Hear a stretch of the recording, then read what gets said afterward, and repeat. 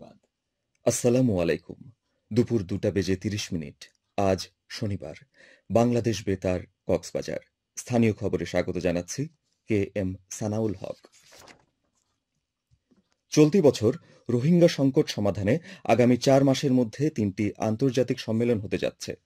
এসব সম্মেলনের আয়োজক জাতিসংঘ, কাতার ও বাংলাদেশ। বাস্তুচ্যুত রোহিঙ্গাদের জন্য তহবিল বাড়াতে এবং তাদের রাখাইনে ফেরত পাঠাতে আন্তর্জাতিক প্রয়াস জোরদার করতে এমন উদ্যোগ নেওয়া হয়েছে। সংশ্লিষ্টরা জানিয়েছেন, 8 বছর পর রোহিঙ্গা সংকট সমাধানে নতুন বৈশ্বিক উদ্যোগ নিয়েছে সরকার। 25 আগস্ট কক্সবাজারে রোহিঙ্গা পরিস্থিতি নিয়ে উচ্চ পর্যায়ের সম্মেলনে আলোচনার জন্য প্রাপ্ত বার্তা শীর্ষক আন্তর্জাতিক সম্মেলন অনুষ্ঠিত হবে। এরপর 30 সেপ্টেম্বর নিউ ইয়র্কে জাতিসংঘ সাধারণ পরিষদের ফাঁকে অনুষ্ঠিত হবে রোহিঙ্গা বিষয়ক উচ্চ পর্যায়ের সম্মেলন।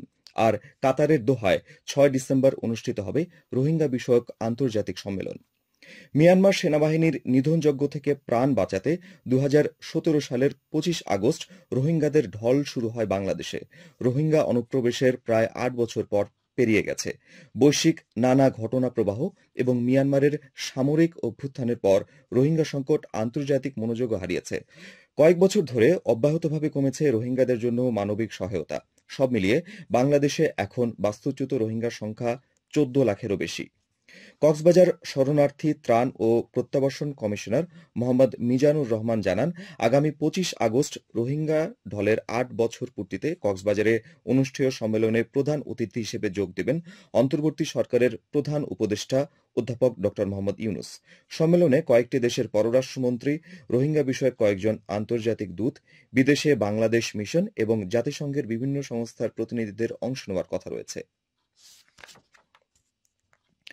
কক্সবাজারে প্রবাসী রেমিটেন্স যোদ্ধা ও তাদের পরিবারের অনুকূলে ওয়েজ আর্নার্স কল্যাণ বোর্ডের চেক বিতরণ করা হয়েছে।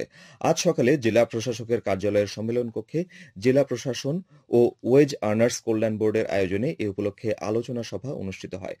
এতে প্রধান অতিথি ছিলেন প্রবাসী কল্যাণ ও বৈদেশিক কর্মসংস্থান মন্ত্রণালয়ের সিনিয়র সচিব ড নিয়ামত উল্লাহ ভূঁইয়া।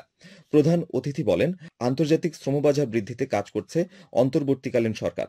এছাড়া প্রশিক্ষণ ও দক্ষতা অর্জনের মাধ্যমেই প্রবাসী কর্মীদের বিদেশে যাওয়ার পরামর্শ দেন সিনিয়র সচিব। জেলা প্রশাসক মোহাম্মদ সালাউদ্দিনের সভাপতিত্বে এতে ওয়েজ আর্নার্স কল্যাণ বোর্ডের পরিচালক ড ATM মাহবুবুল করিম, অতিরিক্ত জেলা প্রশাসক ইমরান হোসাইন সজীব ও কক্সবাজার প্রেস ক্লাব সভাপতি মাহবুবুর রহমান সহ সংশ্লিষ্টরা বক্তব্য রাখেন।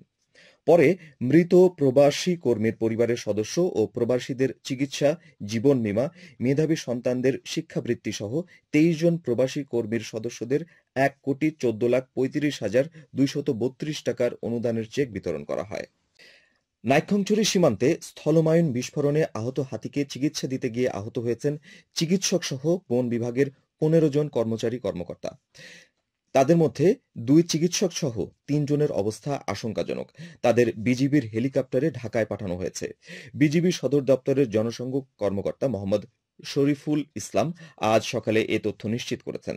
ঢাকায় সম্মিলিত সামরিক হাসপাতালে পাঠানো 3 জন হলেন কক্সবাজার দক্ষিণ বন বিভাগের রাজারকুল রেঞ্জ কর্মকর্তা আলী নেওয়াজ, ডুলাহাজরা সাফারি পার্কের ভেটেরিনারি সার্জন হাতেম সাজ্জান জুলকারনাইন ও গাজীপুর সাফারি পার্কের ভেটেরিনারি সার্জন মোহাম্মদ মুস্তাফিজুর রহমান। কক্সবাজার দক্ষিণ বন বিভাগের বিভাগীয় কর্মকর্তা মোহাম্মদ নুরুল ইসলাম বলেন, নাইক্ষ্যংছড়ি সীমান্তে স্থলমায়ন বিস্ফোরণে আহত হাতিটি বর্তমানে রামু উপজেলার দরিয়ার দিঘি সংরক্ষিত বনে অবস্থান করছে। সে খবরের প্রেক্ষিতে গতকাল চিকিৎসক সহ বন বিভাগের 15 সদস্যের একটি দল নিয়ে রেঞ্জ কর্মকর্তা আলী নেওয়াজ বনে ঢোকেন।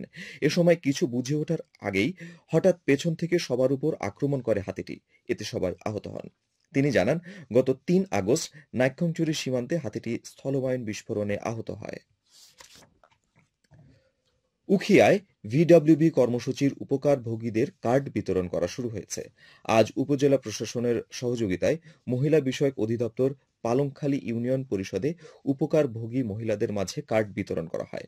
এ সময় পালংখালী ইউনিয়ন পরিষদ চেয়ারম্যান M গফুর উদ্দিন চৌধুরী, স্থানীয় জনপ্রতিনিধি সহ সংশ্লিষ্টরা উপস্থিত ছিলেন।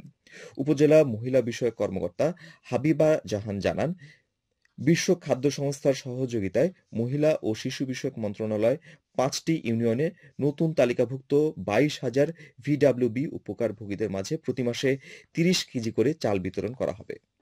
আবহাওয়া আগামীকাল দুপুর 12টা পর্যন্ত 24 ঘন্টার পূর্বাভাসে বলা হয়েছে আকাশ অস্থায়ীভাবে মেঘলা থেকে মেঘাচ্ছন্ন থাকতে পারে। সেই সাথে অনেক জায়গায় অস্থায়ীভাবে দমকা হাওয়াসহ হালকা থেকে মাঝারি ধরনের বৃষ্টি অথবা বজ্রসহ বৃষ্টি হতে পারে। কক্সবাজার সমুদ্র বন্দরের জন্য কোনো সংকেত নেই। আগামী 24 ঘন্টায় দিন ও রাতের তাপমাত্রা প্রায় অপরিবর্তিত থাকতে পারে। আজ সূর্যাস্ত যাবে সন্ধ্যা 6টা 22 মিনিটে। আগামীকাল সূর্যোদয় হবে ভোর 5টা 31 মিনিটে। আজকের সর্বনিম্ন তাপমাত্রা ছিল 26.2 ডিগ্রি সেলসিয়াস এবং সর্বোচ্চ তাপমাত্রা ছিল 31.2 ডিগ্রি সেলসিয়াস। এখন জানিয়ে দিচ্ছি বাঁকখালী নদীর মোহনা ও সংলগ্ন এলাকার সামুদ্রিক জোয়ার ভাটার সময়সূচি। আজ ভাটা শুরু বিকাল 3টা 32 মিনিটে, চলবে রাত 9টা 54 মিনিট পর্যন্ত। জোয়ার শুরু হবে রাত 9টা 54 মিনিটে, চলবে রাত 4টা 31 মিনিট পর্যন্ত। পুনরায় ভাটা শুরু হবে রাত 4টা 31 মিনিটে, চলবে আগামীকাল বেলা 11টা 3 মিনিট পর্যন্ত। খবর শেষ হলো। আমাদের পরবর্তী খবর প্রচারিত হবে আজ বিকেল 4টা বেজে 30 মিনিটে ইংরেজিতে।